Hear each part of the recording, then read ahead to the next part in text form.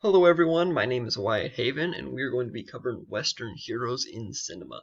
Now, I'd like to talk about what Western heroes are before we really begin. Now, the first hero movie I ever saw was not a Marvel movie or a DC movie, but it was the 1949 filming of The Lone Ranger. Now, this strikes home for a lot of people of many generations, as of my family who's come from a western cattle ranching town and bull riding, and many other towns and families from East County. So, let's dig right into it. So, what makes a Western hero different from a superhero? Well, we can all agree on that most of these characters in these Westerns were heroes, but unlike their superhero counterparts, they did not have powers. All these people all they had was their wit and their skill as a gunfighter. Now, this can lead into them being a little bit of an anti-hero too, because they did kill people, and they often killed a lot of people, which can be seen in many of Clint Eastwood and John Wayne's movies. And this could lead to them, also these characters, doing a lot of anti-hero stuff, being things such that were as personally entitled, or also as robbing banks and going to and from robbing stagecoaches. But a lot of these heroes did what was right. This is very evident in many of the spaghetti western movies, such as the Lone Ranger, always doing and fighting for justice. Then you have Clint Eastwood in many movies doing that, such as High Plains Drifter, and then you also have the Magnificent Seven and the remake of Magnificent Seven with Denzel Washington, where they are fighting for a town for their freedom.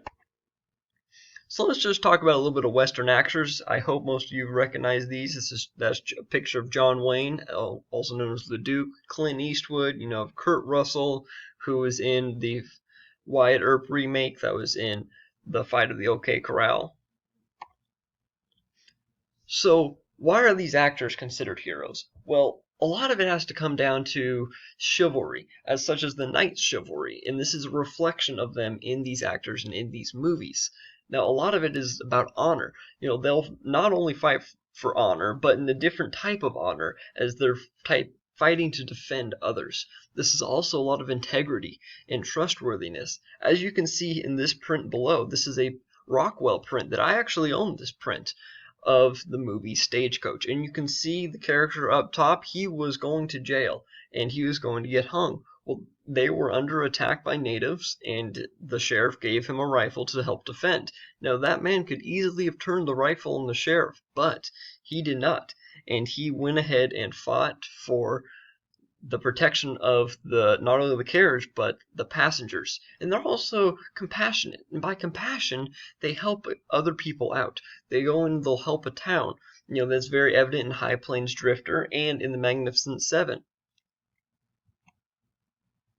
So I'd like to talk about a few historical figures that really inspired these westerns. So we have Wyatt Earp, Doc Holliday, Jesse James, Annie Oakley, and we have Bass Reeves, who the Lone Ranger was inspired off of, who's an African American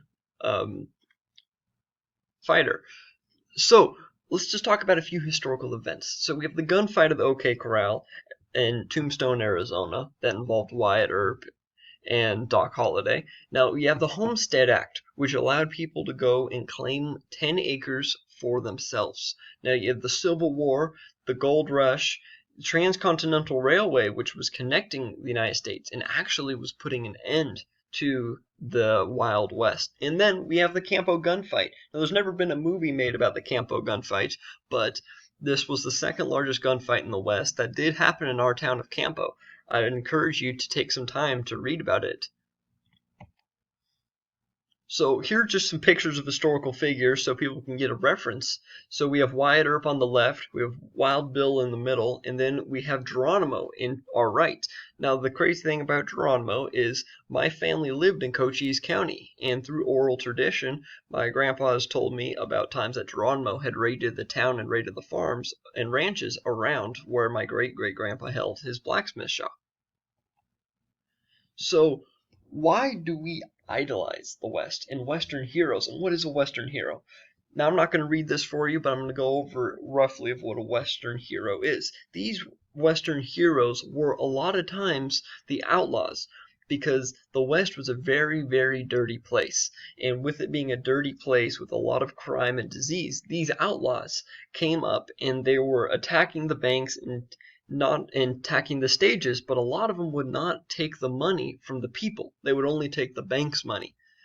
Now, this gets recycled into the modern era cinema, where a lot of times, including the Magnificent Seven, where in the new remake, what they go out is they take a town away from a robber baron, but in doing this, this is illegal. They are taking this land that is owned by the mining company in that baron.